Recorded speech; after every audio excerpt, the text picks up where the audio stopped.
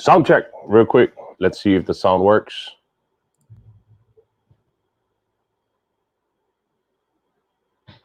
And it works, guys. Welcome back. I know it's been a day and a two. I had a lot of time that I had to do at work. We had a COVID outbreak at my place.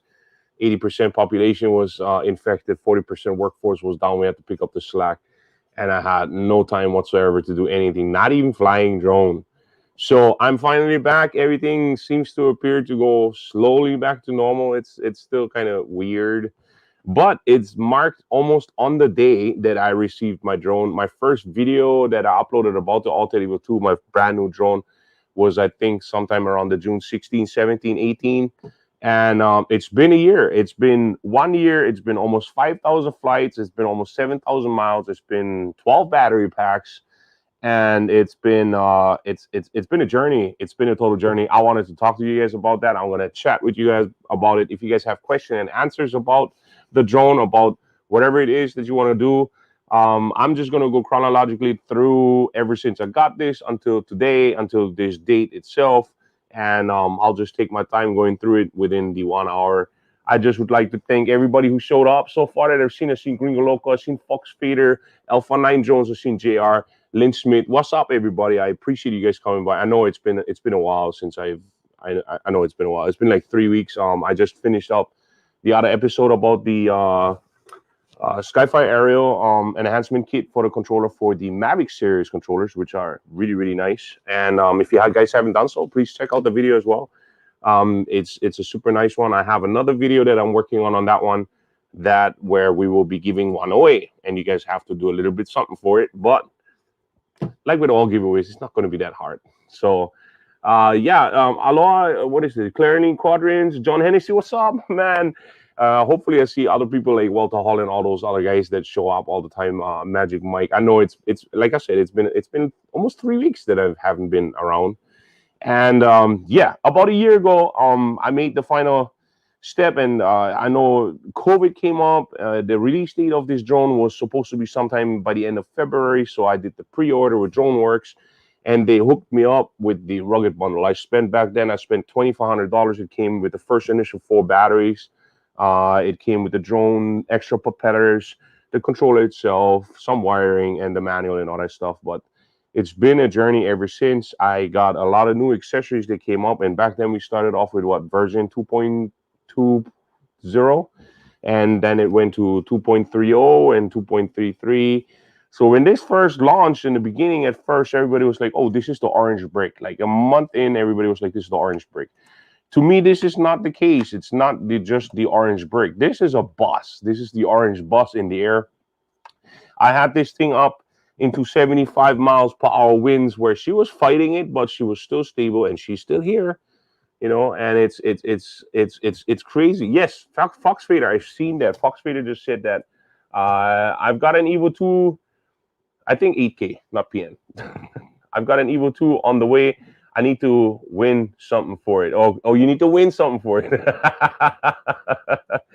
Yeah, I don't have nothing to give away at this point. Not right now. I'm being in touch with Autel as well. I'm trying to get my hands on the smart controller, which brings me to a later point of this whole video where we're getting to, or this live stream.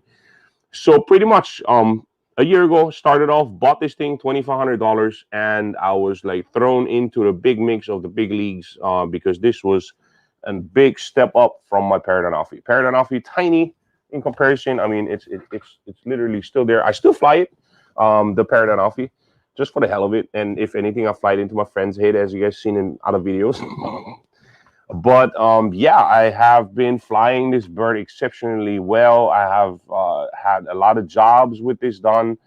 I made some money with it, and it's amazing. Pretty much the drone, it paid itself based on the quality, based on that. This is a 6K. This is the 1-inch camera, and we're gonna get into that whole 6K just a little bit later, at a later point.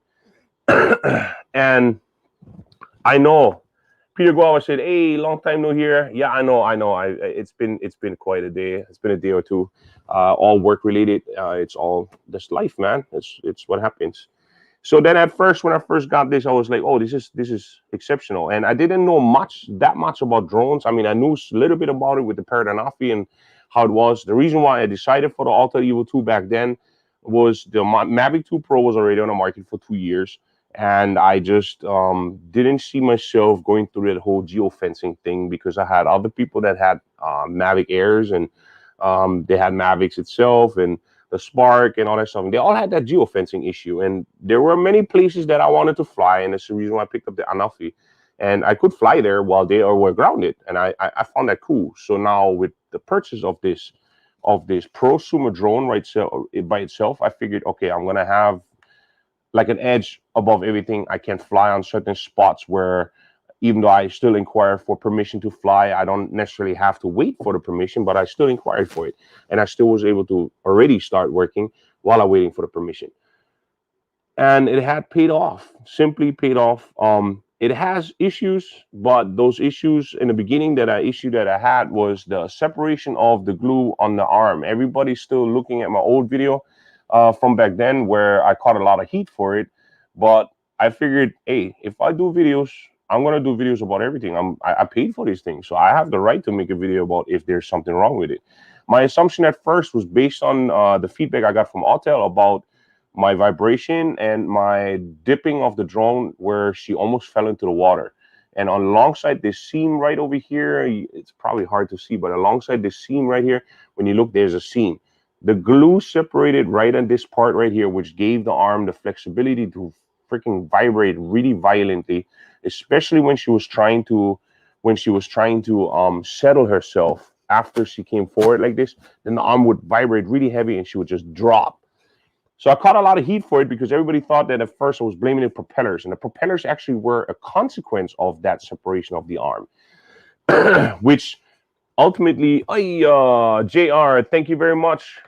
JR, I'm glad you're good and healthy. Hope your family's too. Yes, my family is healthy. Can't be on stream. I have to work. Please be safe, everybody. Hopefully I'll be next Saturday. I will have a stream next Saturday. JR, I appreciate you. Thank you very much for your $10. I really, really appreciate it. So to get back to this, so the propellers were ultimately a consequence based on the vibration of this. The rivets in here, with that vibration, caused the rivet to flex out the connection point on that propeller. So this propeller, sometimes during start or when she started vibrating, got stuck halfway like this. So it got stuck. You couldn't open it, and not even the centrifugal force was strong enough to open it, until a couple more vibrations in, and boom, she went open up, and then the drone would stabilize. So it wasn't necessarily the propellers that was broke, it was just the separation of the arm. Autel did good by me with that, and I just literally, I didn't even tell them that I made the videos. I even recorded them during the phone call and stuff. They were super professional to me, and they actually sent me a drone before I even sent in my old one. How's that? Simply because it was beginning of the time, and I guess they couldn't handle to have a customer that would be dissatisfied. I heard a couple horror stories afterwards, but I can't confirm any of them because I wasn't there for it. And I know that Autel has been going through a lot of management changes and stuff. Anyways, after I got the new drone, I pretty much was happy that I got the new drone. I sent the old drone back, never heard anything from it back again. And from there on out, the journey started. The next part that came up was Original Double giving me a whole set of ND filters, because ND filters just make such a huge difference in quality, in video quality itself. And they are just a necessity these days. And I don't understand why drone manufacturers not already working together with companies like Freewell and all that, and Skyread and whatnot, to make drones already available with ND filters. Because majority of the time, why are you even putting the stock glass on? Most of us want to do photography with this. Most of us want to do videography. They should just throw some of these ND filters in already, or mount them already, or whatever it is. In my eyes, they're a necessity, things that you need. So besides whatever else you need, you want a lot of flight time, you need batteries. These batteries right here, I went through a total of 12. So I had to rebuy, and that is because I put so much miles on this and so many flights on this. And these batteries cycle about 50 to 60 times. After that, they're going to start losing their capacity of holding that charge. And you're going to realize that instead of having 33-ish, 34-ish full charge, that you're going to have more like 24 minutes of flight time until it drops down to like 15 minutes. And that's when I cut the line. As soon as the battery is at like 85 or 90 cycles, that's when I toss the battery. I'm done with it, because I do not want to risk any of these batteries to go from 15 minutes all of a sudden from 50% down to 20%. Then she wants to land while I stay far away. And so I cut the line as soon as I only get maximum 15 to 18 minutes out of flight time of these batteries. I cut the line of these batteries. I numberize my batteries, and I put those batteries on cycle every single time. So that means if I have a battery that comes in new, I date the battery in the bottom, I mark it, I write down which number battery it is, so that I know for a fact that when I go into my app and I check the cycle charges and all that stuff, how many times I did it. And usually, like I said, it's around 60 until you realize that she's going to drop capacity of holding the charge long enough for you to have a healthy flight time. So usually if it reaches already that a full charge battery, if she charges full, some of them only charge until like the 4th, and then you're going to see it blinking the whole time.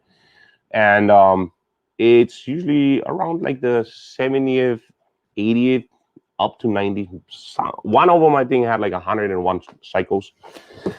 And those, after that, I just cut it. I just don't want to take the risk. I'm more careful about it, more cautious. And there were sales. Because when this thing came out, the battery was like $220 or $230, which is a lot of money for a lot of people.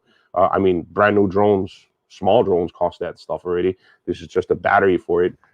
And Adrian, what's up, my man? He said, Adrian, how are you, brother? I'm good. I'm good. I'm back. I'm happy that I finally can have a live stream again. And what else better there than a 1-year anniversary live stream for the Autel Evo 2?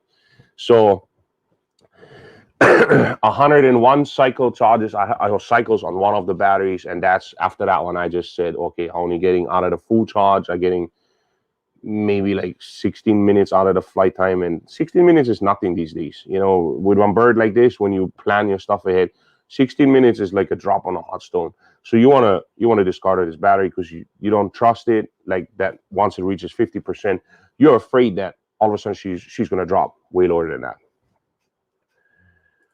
My rugged comes with filters. Thank goodness. Yes, you definitely need filters. Like I'm working also on a video right now about drones itself before you get into droning, what you need to know and things that you should look out for, because sometimes it's just not the drone that you need, but you need accessories. So accessories on top of the $2,500 that I got the Freak filter kit, which is usually $120. Then they have the Skyread filter kit, which is like $50. And then they have the Autel filter kit, which is like $60. And all these filters were available a few months after the release of this drone. Could have been in mind a little bit earlier. So if I would have liked it, if drone manufacturers would look into it instead of rushing it out and getting out the drone, getting it on the market so it can make some money. Talk to your freaking manufacturers, the guys that you work with, Freewell and all this stuff. Tell them your specifications. Ask them, when is your filters ready? Maybe you can delay your stuff, give yourself a little bit more time in development. Development-wise, we had the Autel Explorer app, which is also edged for the Autel Evo 1. So with that being said, they focused on the Autel Evo 1 and 2 when they updated their firmware. So that's why firmware updates seem to take a little bit longer, unlike DJI, who just brings out one firmware for this drone and another firmware for this drone, and then all of a sudden that firmware not available anymore, and they're going to change it out. So with Autel Explorer app, it is cool that you can use it for both drones, but on the other hand, it also caused a lot of issues. So at first, when Autel Explorer came out, they had a few intelligent flight modes, nothing really spectacular. They had the casual tripod mode, they had the casual orbit mode, and all that stuff. So a lot of people was asking for more. They were asking for a little bit more things, and so down the line from 2.3, they went to 2.33, they went to 2.50, which was a disaster because so many people had problems flying and had drifting issues all of a sudden. And that was just simply GPS kind of style. And then they came up with 2.5 something. And shortly after that, they came up with that 2.60 or 622, which they're on now. And with that, they introduced IMU calibration, Was that one of the necessary steps to actually get it in there? That's why I'm thinking that they should take more time in development or more extensive testing in the beta. Have more people test these things instead of just doing reviews and promotion. I know it has to do all with money, but I think you guys, Autel lost a lot of customers, and prior to that, lost a lot of drones or money. Autel lost a lot of money too because people just dropped them out of the sky and Autel had to replace them, and there were issues with it. I remember there was one guy from Sweden or Denmark. His Autel Evo 2 8K actually just drifted off straight into a building. And Autel was nice enough to replace it, but that's now another unit that they just had to throw out. And I think they could have saved money with more extensive testing. I know it's all about money. I know it's all about development. I know it's all about time pressure, and CEOs want the product on the market. But they need to stop wasting their own time and money based on that people are dissatisfied with it, because bad publicity is hurtful. And there was a lot of bad publicity throughout the time. I mean, I've seen it in the forums. I've seen a lot of guys complaining about drifting issues. I've seen a lot of people complaining about the handling part. And they also added on EXP settings, meaning that you could now try and make your drone work the same way as she works for the DJI. I didn't understand that part at first because I flew the Paradanafi, which is a super nimble and agile drone. I mean, literally, you touch the stick and the thing goes 5 feet. So now with this one, it was a little bit different. She was a little bit aggressive. Obstacle avoidance on this thing was a killer for me at first because there's obstacle avoidance all the way around. You have it forward, you have it backwards, you have it upwards, you have it downwards, you have it left and right. And it just was so aggressive that this thing just stopped you 35 feet off the obstacle away and just dead in your tracks. You just got stuck, and she wouldn't move. She wouldn't budge. One thing is good about it because it saved your drone. It saved probably a lot of people drones because they probably would have just gone. But it was way too aggressive for people like me who try to plan their shots ahead and then afterwards turn off their obstacle avoidance and try to just get it past somehow. Excuse me. So now with that happening, they toned down on that, and then all of a sudden the issues came out with direct sunlight from the top into the sensor, because these ones are optical sensors. They're not digital or anything like that. They're optical. They're going to respond. And I tried it because I taped them all off. I literally taped them all off. I taped off all my sensors, and the drone would fly even with obstacle avoidance on, and she would fly wherever. And that was one thing where I was like, So if I want to get certain shots, I just tape them all off, because once that thing is blocked off, this sensor always thinks everything is fine. There's no movement, there's no whatsoever, so it's constantly blocked off, and you can fly wherever you like. Because even though you turn off obstacle avoidance, when I used to go on the bridges and there were pillars left and right, and I used to go through it, it used to slow down the drone tremendously, and it used to mess up my shot because I was going at a certain speed, like 6 miles per hour, 7 miles per hour, and the drone would go, and then all of a sudden she would slow down to like 2 or 3 miles per hour until she's gaining the speed again, and then she goes again 6 or 7, and it messes up my shot because now I have to do it in post. But a lot of times I work with water, so if you speed up the footage, the water flows faster, waves crashing faster, and you don't want that. You want a fluid flow, you want a fluid shot. And so I started taping them off. I had certain parts where I was just like, okay, I'm going to be flying there. I know I'm not going to crash because I'm standing right behind it. I'm a good pilot. I had confidence in myself. And I started taping off my sensors. They got old really quick because I was going through so much tape after a while, Let's see what we have here. Matt Cliff, Gringo Loco, for comparison, are DJI batteries similar? Yeah, they're pretty much similar. They have similar in cycles. I think some batteries are not as good, like the Mavic 2 Pro. Those ones, the cycles are a little bit less because I think it's like about the 40th mark or 40th mark. I think she starts swelling for some people already. But I think it has to also do with environmental changes and impact. Mine's on is I have a lot of humidity. I had no swelling on these batteries whatsoever. The Autel Evo 2 batteries, I never had no swellings. I had a swelling on the Mavic 2 Pro on one of the batteries, but it was a used one that I bought after it was shipped to me, and I lost 2 batteries. I found 2 batteries used. I bought them for like $40, and I don't know how many cycles had on it. I never checked it, but after like 5-6 times flying it and recharging it, boom, all of a sudden it was swelling. And now I had the problem when I dropped the battery in from the top and I was flying. I was afraid that she would eject and then my drone would drop because she was like slowly working herself out with the vibration. So I was like, okay, so I put a rubber band around the whole thing and I just stuck it together so that the battery couldn't walk out upwards. Autel Evo 2 Pro, on the other hand, I never had no issues with swelling with these batteries. There are small slots on the sides. Excuse me. There are small slots on the sides right over here that have that are venting slots, and they seem to make a big difference because this drone does not come as hot as other drones, as such as the Mavic 2 Pro. The best batteries in my eyes so far are the Mavic Mini batteries. The Mavic Mini batteries right here. This one charging right now because I was flying it earlier. Those batteries last forever, and I think those cycles inside there, I have easy like 90 cycles on this sucking battery already. And this battery is still charging and holding the charge all the way. I still get my 20-something minutes. So this thing is very good. This Mavic Mini it's a killer. So I wish I would have had it back then already, but it came out after the Paradigm Alpha. So I started off with the Paradigm. It is what it is, but I got one, and I wasn't really willing to pick up the SE yet or the Mini 2, just simply because I have the camera quality of this. So after looking through batteries and looking through all this other stuff, they finally added on Autel Explorer app more intelligent flight modes, such as hyperlapse, which in my eyes is a time lapse. It's not a hyperlapse because a hyperlapse is a sped up video forward to make the appearance that you flew a certain area in a certain amount of time. It just speeds up the video faster. That's a hyperlapse. A time lapse is when you take a picture frequently every so often and stitch the images together. That's what this does. They called it a hyperlapse out of whatever reason.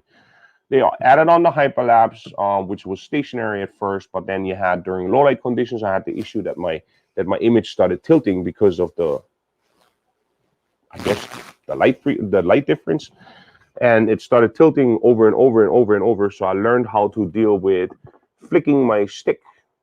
That didn't sound right. That didn't sound right. With flicking the stick right here. Like every so often, just flick it because you have to hold it to make a course change.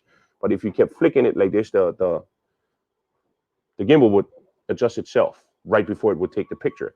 So I was sitting there for 20 minutes while I was doing my stuff, and she was hovering up in the air. I kept going like this. That got old pretty quick too, because you do that for like 20 minutes. It comes a habit after. So you keep doing that. Then they came out with the orbit hyperlapse, and the orbit hyperlapse is a nice thing. It's like a time lapse. It keeps spinning around like an orbit in the smart orbit. They also added on the smart orbit, anyways. But then they did the orbit hyperlapse. So now you can orbit around certain things, and you can take a time lapse of whatever you are focusing on at that time. Because of the movement, apparently the gimbal stays straight at all times. It adjusts itself every single time because of the movement. So I send that information out to the development team of Autel. They never really got back to me on it, but I hope that it somehow helps them to figure out what is causing those tilts, the gimbal tilts itself. So we have Peter Guava. On my Evo 1, I have about 65 cycles each battery, and they're still in good shape after almost 2 years. Still love flying the Evo 1. That's awesome. That's really great. Bob M. I'm a firm believer that sensor sensitivity should be tied to the speed the drone is flying. The slower, the less sensitive. Yes, I think they made it that aggressive because people are stupid. Some people, when they fly, they're really stupid and they're reckless. And I think it's because of the weight of this drone and the speed that it can pick up. I think the 22 miles an hour based on weight and speed, max speed, I think that's the reason why they put it at 30 feet, because the braking distance is about 28 to 30 feet at that speed. Now, if you go into ludicrous mode, you have 45 miles per hour. She's not going to stop you. And the 30 feet not going to be enough either. I go 45 or 46 miles an hour really fast towards an object. If I have to brake, it's way past 30 feet before she stops. So, but like I said, people are stupid. But I agree, it would be cool if there would be a function, but that would be a software issue based on that. Now the drone has to calculate also at the same time that she's going this fast and the speed, the sensor limit should be this much. So I'm not quite sure if that's even feasible for them or manageable to do. Troy Hanano, I've flown my Mavic 2 Pro a little over 2 years. No swelling so far, but I also never let it go below 30. See, that's another thing. So if that's a really good point right here from Troy. Troy brought it up that if you don't go with your batteries below a certain percentage, I do that with my DJI FPV. I don't go below 28%. As soon as I reach like 30% or 28%, I bring her home. I land her with like 27%, and then from there I'll recharge her. I did the same thing with this. Sometimes though, on the other hand, I wanted that shot and I kept pushing a little bit further. So 1 or 2, yeah, probably 5 to 10 cycles out of this, I went below 10% battery capacity because I only had like 3 or 4 minutes flight time left, even though she tried to land multiple times. I paused it and I said, no, I don't want this. I don't want that, you know? So, my pig is making noise out there. I'm sorry if you guys can hear that right now. But anyways, so it is a very good point not to deplete the battery every single time below the 30% mark or somewhere around there. Between 25% and 30% is very healthy. And I would suggest for you guys to keep it that way because it's going to prolong the life of the battery. So Troy brought up a very, very valid point there. So I appreciate that, Troy. Thank you. So after all those things, we had the intelligent flight modes enhanced, and they added on like cruise mode forward, and then they changed it up with 2.622. They changed it out now within the time or hyperlapse mode, the stationary one. Now, if you were stationary and you press the stick forward and you set your speed limit before to like 2 miles per hour, now you hold the stick forward or up, whatever, to move forward or sideways. And then you hold the buttons in the bottom, the A or B button. One of the, I think it's the right one. Which one is the right one? The right one is the A button. So you hold the A button, you would lock it in at that speed. So she would actually do a time lapse or hyperlapse moving forward with that. They also added on that during mission mode, when you did your waypoint part, you could set a waypoint with a point of interest, POI, where she would be looking at after a while when she goes there. So now if you set the speed and you go a certain amount, and you set it into hyperlapse and you keep going, or you take pictures during that time, every single time she would be looking at the point of interest. I seen some bombing freaking time lapses out of that, or hyperlapses out of that, where people were flying past a highway into a roundabout, looking downwards at the roundabout, turning around, flying backwards the other way, because now each waypoint after passing the roundabout was with a point of interest in the roundabout. So when she was flying a waypoint, she would turn towards that direction. They just kept taking pictures and stitching those pictures together. Some of these live time lapses came out amazingly good. And I'm working currently on that. I'm trying to do multiple more mission points where I do waypoints, utilize waypoints to do hyperlapses, because I'm a big time lapse fan. And I'll let you know how it goes. And I'm definitely going to make a tutorial about that as well, because it's actually not really that easy to keep up with that whole thing. So Gringo Loco, pig? When you do the pit? No, I have a pig. I have a pet pig. And his name is Bacon. So he lives right outside my studio right there, and sometimes he just walks past and he just grumbles. That's when you can hear it. And it's, yeah, in about an hour he's gonna make more noise because he wants to be fed. So it's a pet pig, but he's almost as big as me. Fox Fit, I do that with the Anafi, 40% and done. Yeah, so it prolongs your battery life. I mean, yeah, it takes away from your flight time, and it's kind of like contradicting, because you want to get the most flight time, but then you don't deplete the battery. But it's pretty much everything for its own purpose. So therefore, if you look at it that way, every drone, if you use it professionally and you don't want to go below a certain percentage of the battery, you're going to cut flight time. So therefore, their pronounced flight time of 40 minutes on this one has never been true. I have never gotten 40 minutes. The highest that I've got, I think at some point, was like in super good conditions with wind always being in my favor, with shifting winds actually being in my favor. I got like 37, 38-ish minutes. That was the max. And I depleted the battery to the max. She literally, when I brought her back, I had to cancel, return home like 5 or 6 times. And I literally landed it next to me where it had like 3 or 4% battery time left. And that was just to test it out, just to try it out. And it was like, I never did that again, you know. But you're cutting flight time for any drone, for a matter of fact. And it's pretty much what it is. The good part is about this Autel Explorer app, it lets you go into the battery and you can actually adjust when you want your drone to have a low battery sign. So some people said it's, I think, stock set at 25% and then 15% for the critical, where it should return. Mine's one is actually set to critical at 25%. And at low battery, it's set at 32%. So between 32 and 25, I know those 7% is the time that I need to get back here closer to me so I can land her safely and do not deplete the battery to a point where it damages the battery over long term of use. I am currently having really bad internet. Can you guys still hear me? because I can see right here that it's kind of blurry right now. So I'm not sure if it's the transmission or if it's just me watching it on my end here. So plus we have 2,500 miles of water in between the mainland and Hawaii. So the signal has to travel, guys. So give me a thumbs up if you guys can see this, hear this, if everything is still good, audio is still good. I know there's a 30-second delay as well, so hopefully I can read the first couple chats. Let's see. Hello? Anybody? Please don't tell me I got cut off. Did I get cut off? Can I hear myself? Hello? Yeah, I can hear myself. So my sound still works. It's just my quality is really bad right now. That's on my end, though, when I'm trying to watch my own live stream. So, anybody? How is it for you guys? Is it still good?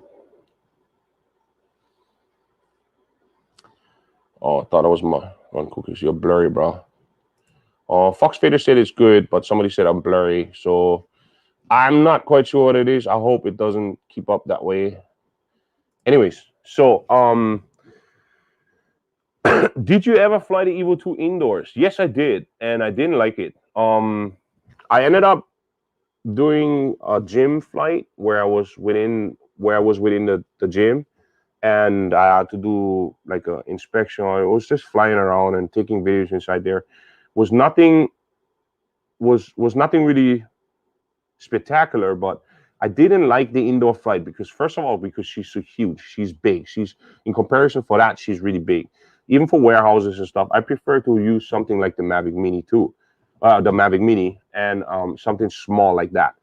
Besides that, she ended up going into ADI mode. When she's in ADI mode, she is really, why is it so blurry? It's driving me nuts. My OCD is killing me right now, guys. But as long as you guys can hear me, I guess it's still good. But I didn't like the ADI mode because she's so drifty. ADI mode, I'm spoiled from GPS. You know, I wanted to react to the way that I want. And when I stop my sticks, I want her to stop.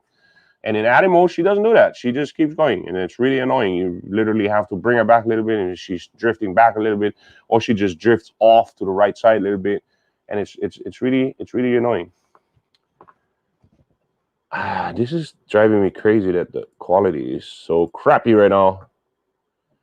So hang on. I'm gonna remove myself. I'm gonna re-enter the studio. Hopefully it works. Give me a minute, guys. 1 second. Hang on, I'll be right back.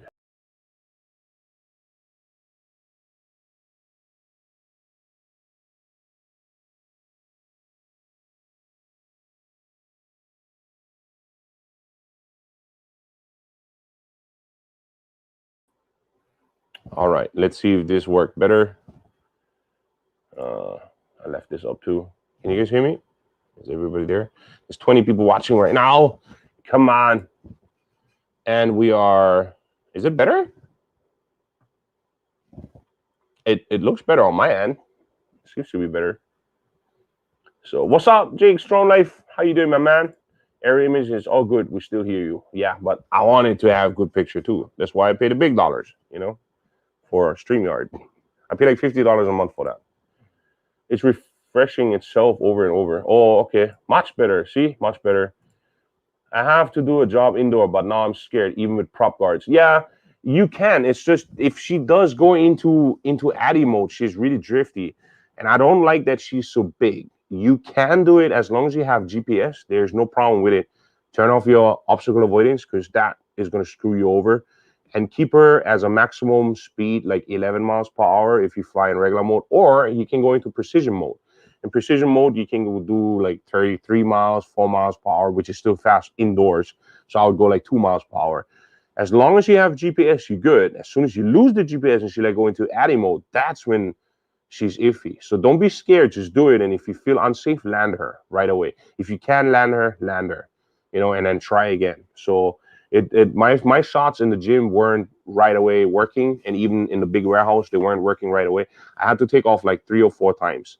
And it is iffy, but it's manageable. You can manage it as long as you find a spot where you can see her at all times, and where and when you can see her at all times, and where you have reception. you know, where it's really good. So then that way she can't really go into ADI mode. So I would try to prevent ADI mode in this drone, you know. So Lynn Smith said that's better. Okay, so we are all good. Don't look like Minecraft anymore. Yeah, see, that's what I thought. It was Minecraft before. It was irritating. Yes, really good down here. Alrighty. Almost as much ocean as the width of mainland, you say. Yeah, there's a lot of, we like a speckle of landmass, little tiny dots in the middle of the ocean. So are you gonna buy the V2 Evo 2 Pro? No, I'm not.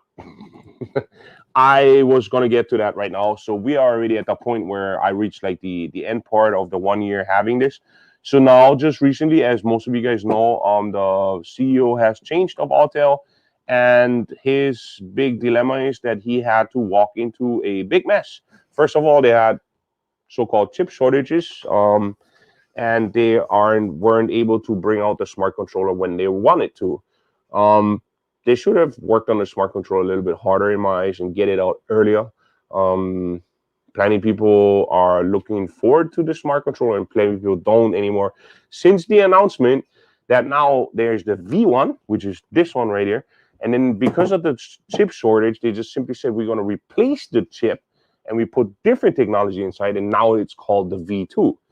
Problem is, right now, all the people who are ordering the smart controller and hoping to utilize it for future other models, if Autel drops other models, that the smart controller is not going to be compatible because it's built with V1 technology. So now you have the issue with V1 technology and V2 technology. And I think that's a big turnoff in my eyes. I'm hoping that Autel is coming out with something else. I talked to them. I asked them if they have new products, if I would be able to get my hands on it. And of course, like I said, my channel is too small. I don't produce the views that they want. I'm like not even at the 10K mark on views. I'm not at the 20K mark. I'm just too young, too small of a channel. So therefore, they don't want to just dish out a $1,000 product to somebody like me, you know, thinking that I don't have influence. My stats prove different. Based on Amazon affiliate links and stuff, I produced almost $50,000 in revenue for Amazon, which they only pay me like $500. So it's like minimal, like it's really small. I get small, tiny percentages. I get for a filter kit, like these filter kits right here, I get like $3 if you buy one via my affiliate links. I get for the Skyread filters, I get like $1.10. But I got $50,000 in revenue for them, so that's a lot for just Amazon, and that included 10 of these drones. So that's half, and the rest is just accessories. $100 here, $60 there. So this is my transparency to you. So I do ask Autel, and I also ask them for the smart controller, but so far there's either no unit available, or they said, yeah, we're looking into it. And you know what that pretty much means? It means like, yeah, we want you here, but we don't. So yeah, I'm trying though. I'm trying. How about the smart controller and chip shortages? Now Autel is going to come out with the Evo 2 version 2 that's not compatible and limited. Yes, like I said earlier, it's a big slap in the face for a lot of people. Has nothing to do with the new CEO. He has to deal with those things, and I feel sorry for him that he just literally walked in such a mess, and he has to walk around on eggshells right now. He's trying to fix it, I guess, and I hope that he will. But it's what my issue is with this. People already spend money on a smart controller, the V1. Just to be able to operate their Autel Evo 2 with it. Now, with the announcement of the V2, I don't think that's feasible. I would, if it would be me, I would just simply say, you know what, I'm going to return my money. I want my money back. I'm not going to pre-order this pile of crap, the V1. I'll just wait until the V2 come out, and I'm going to sell my old V1 if I don't have a setup like this. So that's another thing. Is the alternative. Why would you want to spend $1,000 or over $1,000 for a smart controller? I don't understand it. I have spent, if you look at it that way, money-wise, there's a $150 enhancement kit right here for the controller, which makes this controller feel superior. I like this setup. Plus, I have a $699 tablet that is like 1,200 nits, which is really good because I can fly all my drones with it, including my DJI drones and my Paradigm. I can utilize it as the device to fly my drones. And all that stuff is on top of this. Plus my DJI Ronin SC tripod stand in the bottom over here, which is like usually $40 if you buy it single. So my controller right here, if you look at it that way, controller 288, deluxe Sky-Fi area 140.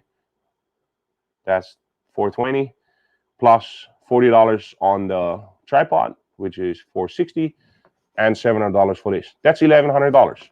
So now the difference though is if I drop this right here, I have protection for my antennas. I just turned it on. I have protection for my antennas. I have protection for my controller, and I have a shock resistant and a dust resistant tablet with a thicker screen. So if I drop this, it's most likely not going to break. I'm going to go back to Minecraft. Is that happening right now? I'm driving nuts with this. Why is that? I'm pixelating again.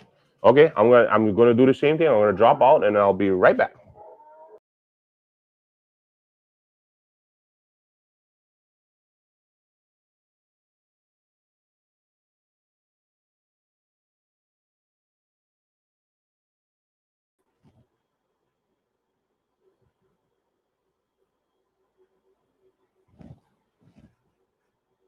Here we go.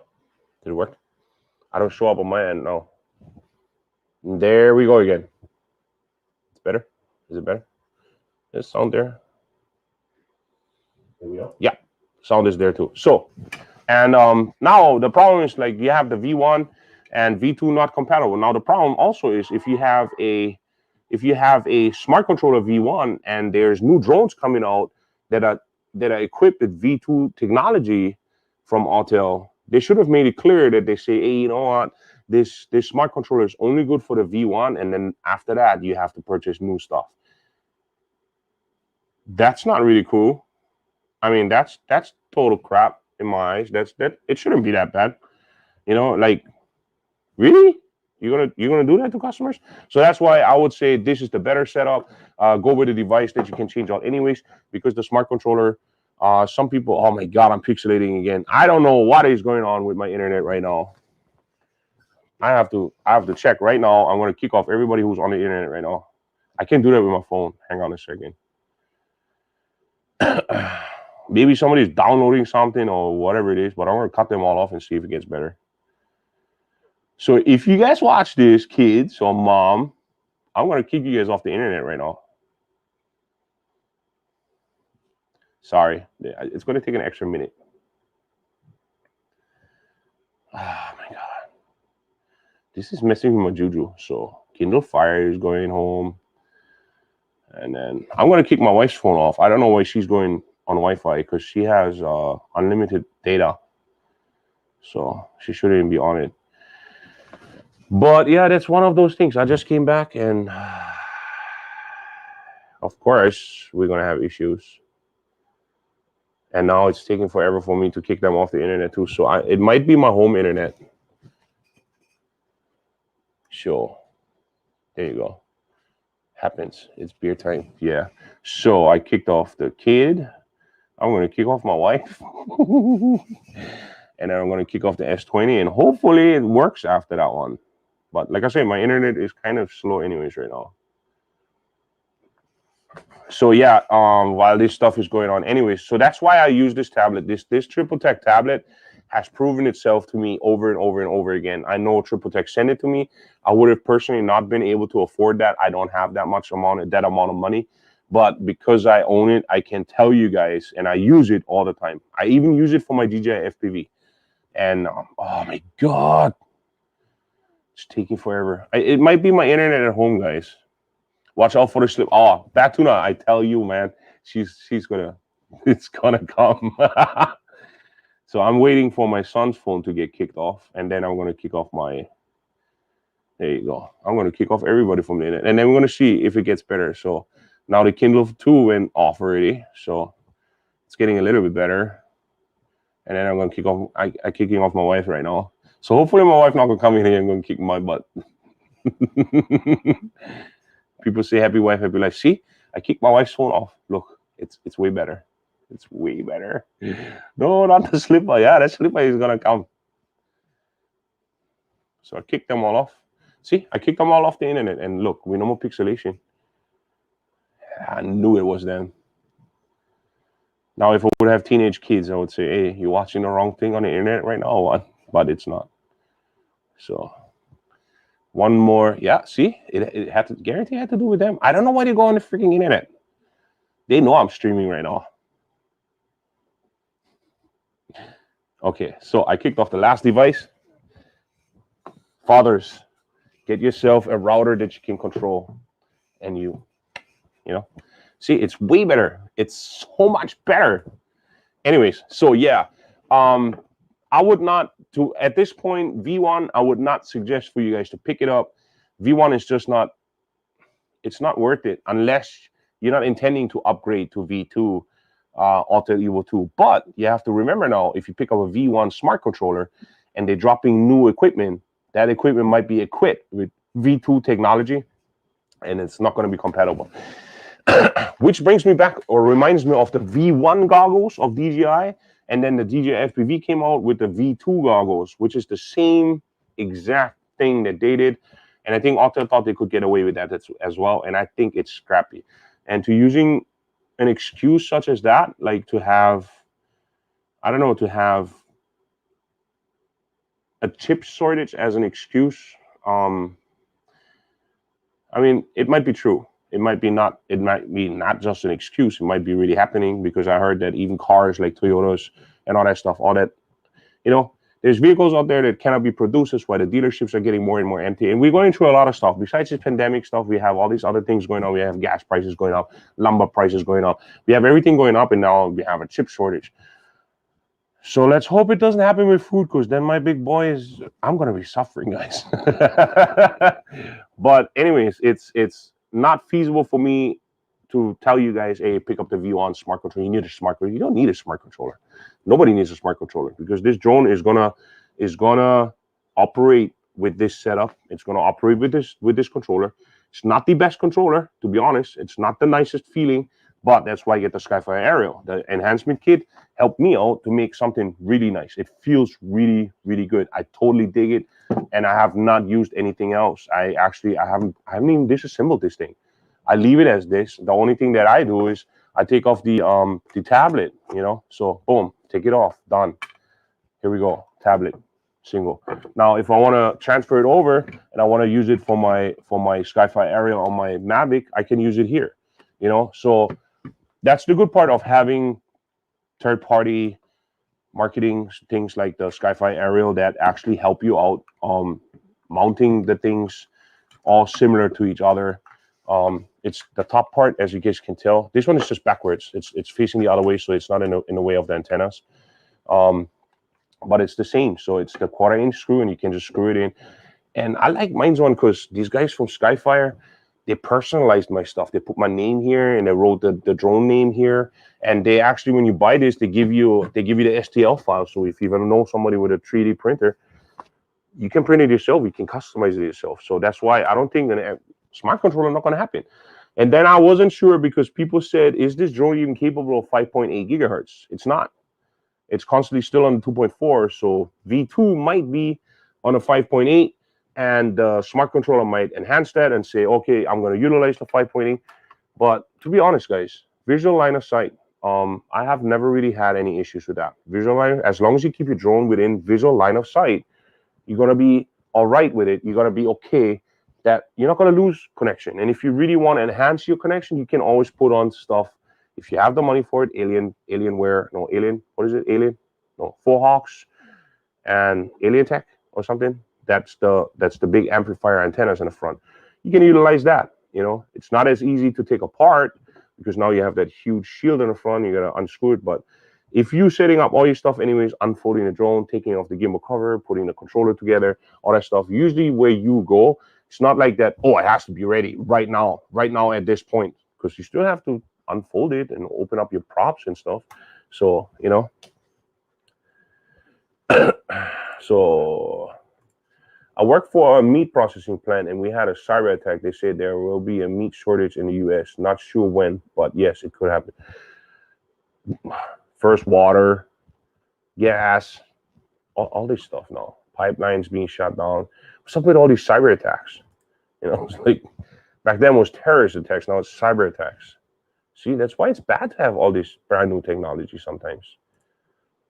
We are a huge problem with the chip on a global scale. I guess so. Beef is already 25% more. Yeah, everything is getting more. Price of ribeye steaks at Costco have gone up $5 per pound. And that's Costco, guys. You know. Even Apple are having chip shortage issues. They're still bringing out new phones. And they're compatible. Here in Costa Rica, we have U.S. medical equipment with lines down for lack of chips. Wow. It's bad. That's really bad. I work for JBS Swift and Pilgrims, which is beef, chicken, and pork. It's crazy. They knocked out plants around the globe. And why would you do that? What? You try to save the chicken or the pork? This isn't life. This is a recording. What? Let me pull it up again. This is not a recording. This is live. This is not a recording. This is live. Anyways, yeah, so I would say right now V1 not worth it for the smart controller, but if you want to upgrade later at a later point to the V2, go for it. Do it. You know what I mean? That in my eyes would be all right, because you have to think about the amount of money you're spending on it, you know, and if you're spending the amount of money on a smart controller like that, it should be compatible for future drones, not past, not the one actually working right now or it's already a year old. It should be for future, the ones that come out next. So I'm looking forward. Actually, I'm still sticking with Autel. It's just for this part right here for the V1, I'm writing it off. You know, I'm not I'm not gonna invest any more than I have to. I'm gonna utilize it the way it is. I'm happy the way it is. I have a lot of things. I got a lot of stuff sent to me because of this channel, and I appreciate that deeply, and I utilize it constantly. So that's why I'm standing behind these products. And I can only tell that these things are really good because I'm constantly using them and they have been serving me well. Now, with a smart controller, I said it before, even if it would be compatible with future things, I wouldn't buy it because I can't afford it. You know, I just don't have the money for it. I have a family. I live in an expensive country and everybody money is short right now. You know, so if I can pick up a new drone, yeah, but then I have to think about what is the accessories that I can get for it. Are they feasible? Are they accessible? You know, can I buy them? Are they affordable? And that's pretty much what it is. You know, that's the things that, you know, I have to worry about. So I think I would wait to see what the M3P looks like before getting a V2. Well, see, that's the thing. If I would love to see a Mavic 3 Pro or Mavic. Yeah, it has to be a follow-up on the Mavic 2 Pro. So I would love to see what the Mavic 3 has to offer. And they dropped already like those leaking blueprints that you could see, which showed sort of like might be a Micro Four Third and all that stuff. I would love to get my hands on one of those, and I probably would try to make it work somehow that I could afford one, to buy me one to compare it to this, instead of picking up a V2. And you're right. But is it coming out this year? Is it feasible? You have to now remember now, we're only like a year and a half away from that whole remote ID thing too. So they have to put that into consideration as well. Changes of the FAA constantly evolving, constantly coming up with new things. So now you have to think about those things as well. I'm looking forward to what Autel else is going to throw on the market, because they guarantee going to throw something on the market this year. And I'm looking forward to it. I like Autel. I like what they do. I like that they try to be competitive towards DJI. It's just I'm not going to stick within the same bracket. I'm not going to stick with the V1, V2. Not going to worry about it. I'm going to go for a new product. If it's a new product, I'm going to review that new product. That's what I'm looking forward to. If they want to send me new stuff for the V2 or V1 or whatever it is, and they want to tell me, okay, this is worth it, because based on your opinion, we want to convince you that you convince others, then I have to be convinced first, because I have to use it first. And if I think that's feasible and it's a necessity or it's a huge enhancement towards that, then it better be, because if not, I'm going to talk it down. I'm going to tell you right off the bat, I'm going to tell you, no, this is not worth it. It's not worth $1,200 just to have this. I had that already, you know, or I have something similar, or I can live without it, you know. So that's pretty much what we're looking at. And it's been 1 year already with the V1, Am I happy with this? Yes, I'm tremendously happy with this. I totally love this drone. This drone is enormous. It's huge. It's steady. It's solid. It has its issues. I have gimbal tilt once in a while. I have issues with that she doesn't want to take off because she takes a while for her added altitude or attitude initialization. It takes a little bit longer since 2.622, but I can live with it. You know, those are things that I work around it automatically already. You know, when they change and they get improved, they're like, oh, I didn't have to do this. Then it's different. And you have that with every drone. I have it with this drone over here that certain parts just work differently. And I'm like, what? So I have to get new habits. And the more you use your equipment, the more you use your drone, the more you will get used to everything that you have to do. You know what I mean? So therefore, you have to be aware of those things, you know. So I'm doing the same with mine also, yes. Okay, Autel can potentially match the MP3 with upgraded camera gimbal payloads on the Evo 2. See, and that's where it comes in now. If you have a V1 and new cameras come out, are they going to be compatible? Or is the new camera going to be V2? So that's another thing you got to worry about, you know. What if they say, oh, sorry, but because of this chip shortage, we use different technology. It's not going to be compatible with the V1. You got to buy a V2. What? So why the hell did I pick up a V1? You know what I mean? Like, those ones are unforeseen circumstances, but if you want to make it work with interchangeable cameras, you have to make them work with all versions. V1, V2, V3, V4, whatever it is. You have to make it work with that, you know? But there is a possibility for it's not going to be. DJI geofencing. DJI geofencing is one of the biggest things that is a good thing and a bad thing at the same time. A good thing because it keeps all the idiots out of certain areas that they're not supposed to be in. And the bad thing is because responsible pilots cannot take off right away or cannot do their jobs or even lose out money because they are not going to be able to get any permission for it to fly there. While this one, just simply, you're going to do the job, bang it out. And as long as you didn't hurt nobody or whatever, and nobody complained, FAA not going to look for you and say, you made money here and you weren't supposed to be flying that. They don't know. You know, that's why remote ID comes in right now, so that certain authorities are going to be able to tell at what point you did what, you know. I want an Evo 2 Pro because they use FLIR technology. I'm not keen on the new M2P Enterprise. Yeah, the FLIR technology, I mean, the duo on this is freaking amazing. I totally dig it. I seen it. They used it here during a rescue operation, and I got to fly it. And the guy was like, oh, I didn't know the drone can fly like that, because he doesn't fly it as much as I do. But I flew his one, and I totally dug it. That FLIR technology they have inside there, oh, it's beautiful. It's cherry, you know, especially for rescue operations, because she's so solid and she's so controllable. And there's no geofencing. You can go wherever you need to go. So even if it's close to the airport at a coastline, somebody fell into the water or somebody's out there and you flying out with a drone because the helicopter somewhere else is busy occupied, that drone is going to save a life. And that's because geofencing is disabled, you know, and that's the cool part about it. Autel seems to be geared more toward enterprise aircraft this year. Dragonfish and RTK. RTK was already in the planning prior to that. Dragonfish was a failed attempt to go with the military, who went with Anafi, I think, and they did something else with the other drone company. There's another drone company, I forget the name about it, but the military was not interested into Dragonfish. So Dragonfish became a civilian enterprise thing for industry, you know, and that's actually a pretty good thing too. That thing is, it's nuts. It's huge too. Ross, I would love to see Autel come out with the improved Micro Four Third camera that can be fitted to the Evo 2. Yes, and they can do that.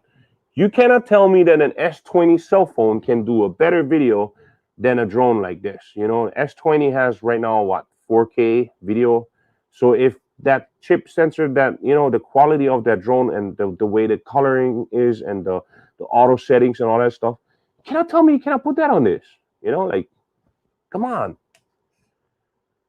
So cameras will be compatible V1 and V2. I hope so. I sure hope so. Micro Four Third would be great, but maybe too big for the size of Evo aircraft. No, it's not. If I can fly this with 1 inch right now, and I mount my 360 on the top like this, and she still can fly it without having issues, then you can put a Micro Four Thirds on this. It's that simple. It's really that simple, because this thing is heavy. This 360 camera is heavy. Right now I get the 4K module on this. This is the Insta 360 Go. I mean Insta 360. but I get the 1-inch module on this. I flew it with the DJI FPV the other day, and if the DJI FPV and this one can fly it, I don't see why the Evo 2 wouldn't be able to do it. Sunrise Media, good afternoon. What's up, my man? How you doing? Aloha. And then we have, that's why I didn't buy a DJI. Geofencing and bad customer service. Evo 2 6K is my first drone, and I'm very happy with it. I have a Liftor and a large Samsung tablet, an expensive first drone. Yes, it is. Mine's one is a second drone, and I worked very hard for it. I worked a year up in money-wise, and then I decided which one I want to go with. I had the choice back then between the Mavic 2 Pro, the Autel Evo 2 Pro, and I went with the Autel Evo 2 Pro, and I do not regret that decision at all whatsoever. John Hennessy said, we now have a life deck that hooks up to 32-inch TV for customers. What charger us do their building inspections? Absolutely fantastic. Oh, okay. So when you do building inspection, yeah, that's great because your customers and your clients can watch you. And I've seen somebody with a van who had it. They had a huge TV in the back, like a 40-inch TV in the back, and they were flying the drone, and the customer was like in awe, just staring at his van, and they're like, oh, can you go to the right? Can you go here? And it's so much better. You know, it's like better than having somebody looking over your shoulder. Okay, I can barely see this. And some clients are older, they gotta wear glasses, and they come closer and closer, and then you're like, bro, I'm trying to fly this thing here. You know what I mean? So that's probably the most powerful drone I've ever flown, Evo 2 Pro, well, besides the Phantom 4 Pro. Yeah, it is a super powerful drone. She has a lot of payload capacity. She has tremendous power, flight distance. I have, like I said, I have no problems with this. It's just this whole V1 smart controller thing just throws it a little bit out. You know, this is an amazing drone if you can get your hands on one, even if it's used and it only was used a few times and you can pick it up for below $1,000. It's well worth the money. You know, it's totally worth the money, especially when you get extras for it. You get extra batteries, you get a charging hub, you get the aftermarket charger, you get the Skyfire aerial for it, you get one triple tech for it or whatever. You know, it all depends on what you need, you know, and what your necessities are. This drone will not let you down. Quality-wise, power-wise, and flying-wise, she will not let you down. But we are past the 1 day already, and I mean 1 hour already. So I know I've been gone for 4 weeks or 3 weeks, but I will be back, and I am back right now. So next week, I'm going to see you guys again with new material. This is my next drone and most important asset. Yes. Should have been. Customers watch us while we do their inspections. Works from inverter and back of truck. I will send some photos one day. Yes, sir. Good day, John. And then John Hennessy said, cameras are going to be interchangeable between version 1 and version 2. I sure hope so. I sure hope they keep it that way. I think it was just a controller-wise that the V1, V2 is not going to be compatible. So therefore, if you want to pick up a smart controller, I would wait for the V2 because there's guaranteed new drones on the market, on the horizon from Autel that are going to be equipped with V2. So you want to have a smart controller that is compatible with those upcoming drones, not the existing one that you have at this point. So that is just my opinion. Whatever you're going to do with your time and money, that's up to you. But until then, I appreciate all of you guys coming by, and I totally dig it. I was a little bit nervous today to come live, and this is still live. It's not a recording. And I totally appreciate you guys, and I love you all, and I'll see you guys next week, and I'm going to drop some videos this week. So stay tuned for that one. Until then, don't forget, COVID-19 is still out there to get you. We just had it at my job. So be vigilant, 6 feet, wear a mask if you have to. Wash your hands and be sanitized. Take it easy. Love you all. Aloha.